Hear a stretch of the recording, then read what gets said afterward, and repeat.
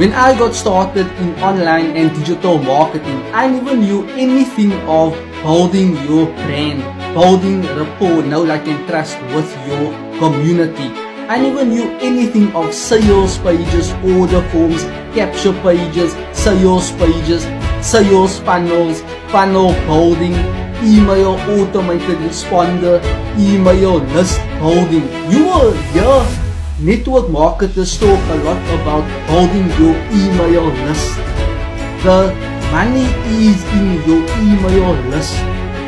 Generating leads, nurturing that leads with email automated responders.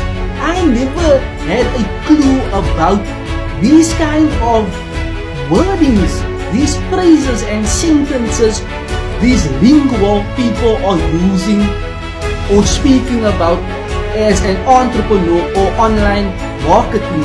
Everything is learnable. Everything, when you put your mind to something and you stay consistent and you're writing down things in your notebook, you are studying, learning, growing, changing, developing. You are attending the Zoom meetings, the trainings, the presentations, the webinars, and you are asking questions. You are honing into learning different skill sets. Remember, when you are developing skills and implementing that, skills pays people good money. Skills pays people good money.